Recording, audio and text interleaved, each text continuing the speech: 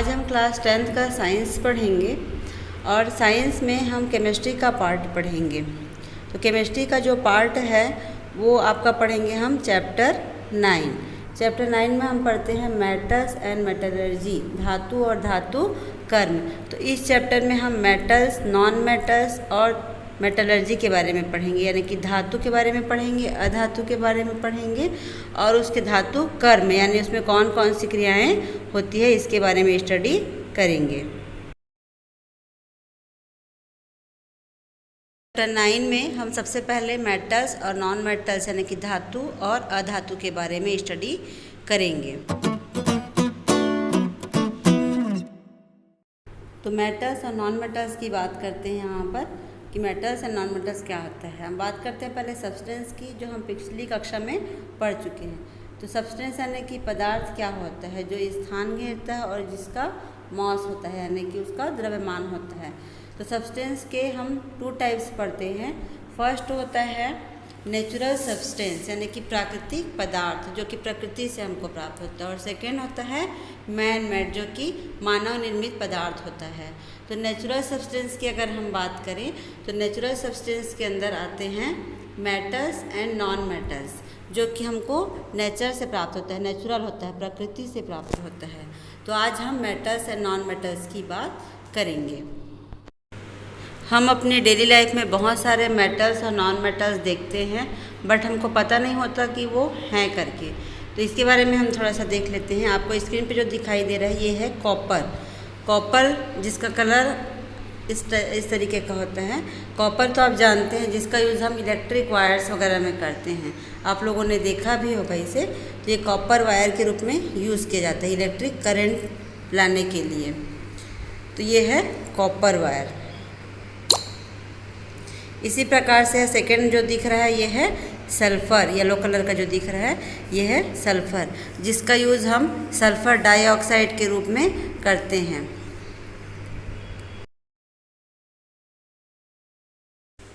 Sulphur dioxide जो है वो एसिड रेन में मुख्य भूमिका अदा करता है, मेन पार्टिसिपेंट होता है जो कि एसिड रेन के लिए सहायक होता है। तो इस प्रकार से हम नेचर में ये सब देखते हैं कि मेटल्स और नॉन मेटल्स क्या होते हैं।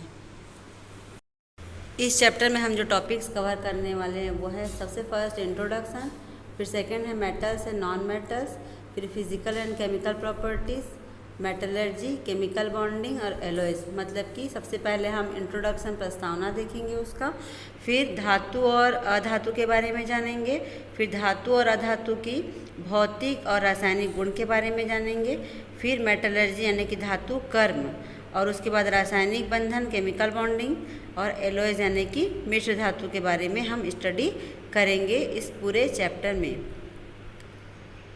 अब हम बात करते हैं मेटल्स और नॉन मेटल्स, धातु और अधातु की।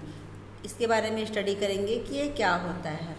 तो मेटल्स एंड नॉन मेटल्स जो होता है वो नेचुरल सब्सटेंस होता है। हम सब्सटेंस के बारे में पहले ही पढ़ चुके हैं कि वो 2 कैटेगरी में डिवाइड किया गया है, नेचुरल सब्सटेंस और मैन मेड सब्सटेंस के बारे में। तो नेचुरल सब्सटेंस यानी कि प्राकृतिक रूप से जो पदार्थ हमको प्राप्त होता है यानी कि प्रकृति से जो प्राप्त होता है उसे हम नेचुरल सब्सटेंस कहते हैं, जो कि मेटल्स और नॉन मेटल्स उसी के अंदर आता है। तो उसके बारे में उसके लिए सबसे पहले हम एलिमेंट के बारे में स्टडी करेंगे कि एलिमेंट यानी कि तत्व क्या होता है। पिछली कक्षा में वैसे हम इसको पढ़ चुके हैं लेकिन इसको देख लेते हैं। Is a substance that can not be broken into more simpler substances. जो एलिमेंट होता है इस टाइप का देखते हैं, जैसे ये एलिमेंट है, इसमें जो है क्या होता है इसके अंदर। तो ये जो एलिमेंट होता है वो एटम से मिलकर बना होता है और एटम से जिसे हम और किसी भी भाग में तोड़ नहीं सकते और विभाजित उसको नहीं कर सकते। तो इसे हम एलिमेंट या तत्व कहते हैं। They are classified into different categories.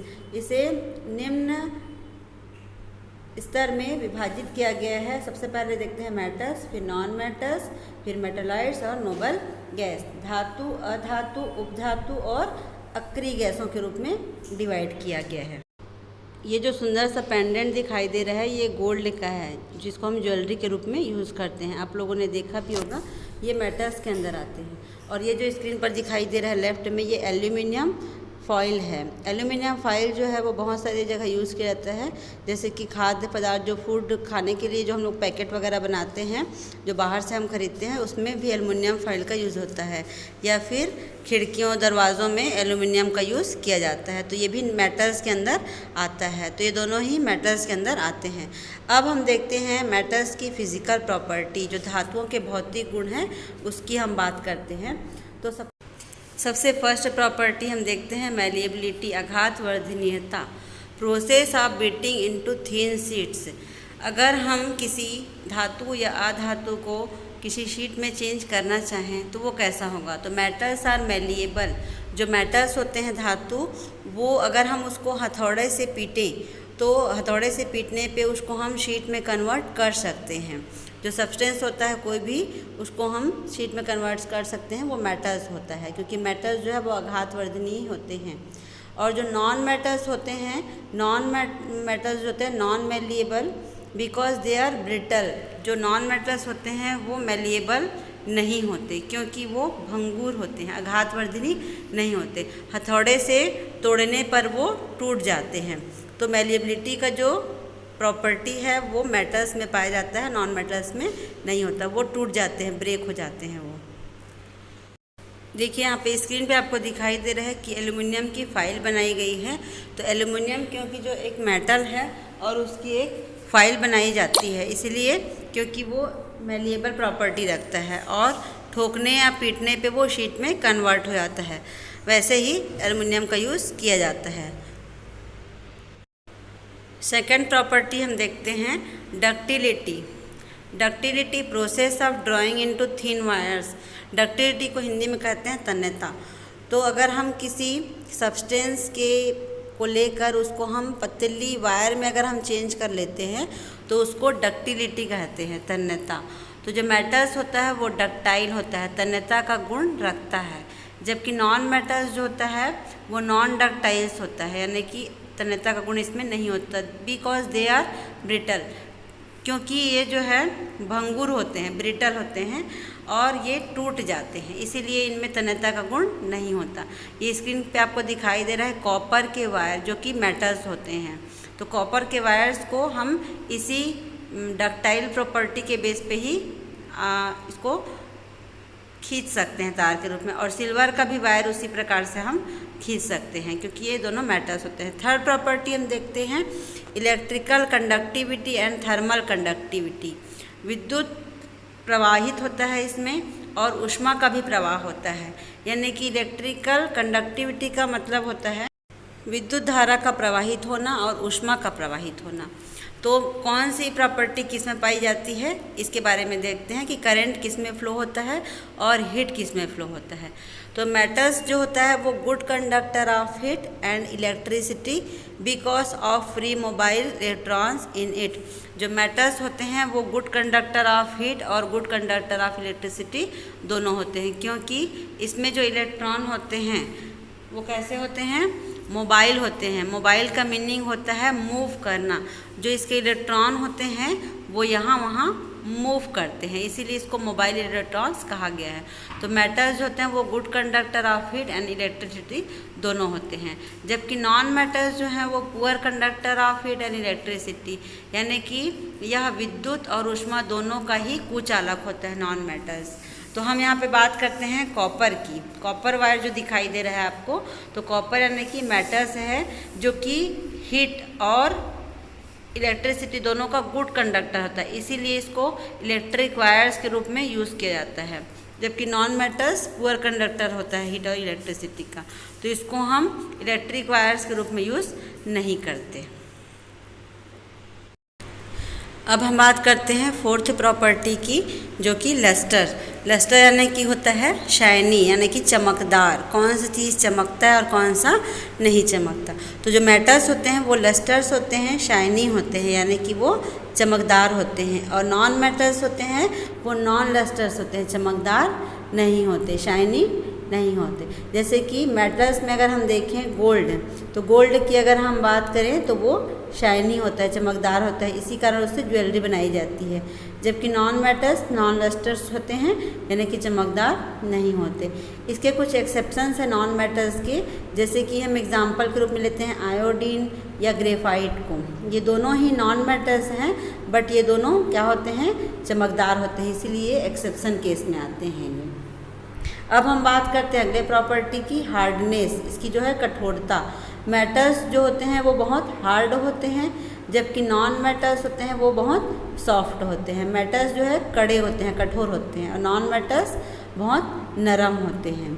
लेकिन इसके भी कुछ एक्सेप्शंस हैं, जैसे कि अगर हम मेटल्स की बात करें तो मेटल्स जो है बहुत ही हार्ड होते हैं, बट सोडियम और पोटेशियम की अगर हम बात करें तो वो बहुत ही सॉफ्ट होते हैं, जिसको हम नाइफ से, चाकू से आसानी से काट सकते हैं। तो ये दोनों क्या हैं, एक्सेप्शन होते हैं। जबकि नॉन मेटल्स बहुत सॉफ्ट होते हैं। तो इसके भी अगर हम एक्सेप्शन की बात करें तो डायमंड यानी कि हीरा, जो कि बहुत कठोर होता है, कड़ा होता है, तो ये नॉन मेटल्स का एक्सेप्शन है। अगले प्रॉपर्टी की हम बात करते हैं, तो अगला प्रॉपर्टी होता है मेल्टिंग एंड बॉइलिंग पॉइंट, गलनांक और क्वथनांक बिंदु। मेटल्स, जब धातु की हम बात करते हैं तो मेटल्स में हाई मेल्टिंग पॉइंट और हाई बॉइलिंग पॉइंट होता है, जबकि नॉन मेटल्स की हम बात करें तो लो मेल्टिंग पॉइंट और लो बॉइलिंग पॉइंट होता है। तो ये हो गया इसका property melting and boiling point का। अगली प्रॉपर्टी की हम बात करते हैं सोनोरिटी या sonorous. When heat produce sound, जब हम उस किसी सब्सटेंस पे हीट प्रोड्यूस करते हैं तो उस पर साउंड आती है, आवाज़ आती है, तो उसे हम सोनोरिटी कहते हैं। जैसे अगर हम मेटल्स की बात करें तो मेटल्स जो होता है वो सोनोरस होता है, उसमें सोनोरस की प्रॉपर्टी होती है, और जो नॉन मेटल्स होता है वो नॉन सोनोरस होता है। जैसे अगर हम एग्जांपल की बात करें तो जैसे चेयर होता है किसी भी मेटल्स का, उस चेयर पर जब हम बैठते हैं तो उस पर एक प्रेशर पड़ता है और उसके कारण उसमें एक साउंड आती है, तो वो सोनोरस होता है, और नॉन मेटल्स में नॉन सोनोरस होता है। अब हम बात करते हैं नेक्स्ट प्रॉपर्टी की, फिजिकल स्टेट। फिजिकल स्टेट भौतिक गुण, जिसमें हम कह सकते हैं सॉलिड, लिक्विड और गैस, ठोस, द्रव और गैस। मेटल्स जो होता है वो सॉलिड फॉर्म में होता है रूम टेम्परेचर पर, लेकिन इसमें कुछ एक्सेप्शन होते हैं, जैसे मरकरी और गैलियम। जो मरकरी और गैलियम होते हैं वो सॉलिड में नहीं होते, बट वो लिक्विड में होते हैं, जो कि इसका एक्सेप्शन होता है मेटल्स का। और नॉन मेटल्स जो होते हैं वो सॉलिड, लिक्विड और गैस तीनों फॉर्म में होते हैं, जबकि इसका एक्सेप्शन होता है ब्रोमीन। जो ब्रोमीन होता है वो लिक्विड फॉर्म में होता है, जबकि नॉन मेटल्स है ये, जो कि सॉलिड, लिक्विड और गैस तीनों फॉर्म में होता है, बट ब्रोमीन जो है वो लिक्विड फॉर्म में होता है। तो इस प्रकार से मेटल्स और नॉन मेटल्स की प्रॉपर्टी हमने देखा और उसके बारे में जाना कि कैसा कैसा इसका प्रॉपर्टी होता है। अब नेक्स्ट वीडियो में हम आगे इसकी केमिकल प्रॉपर्टी पढ़ेंगे। Thank you for watching.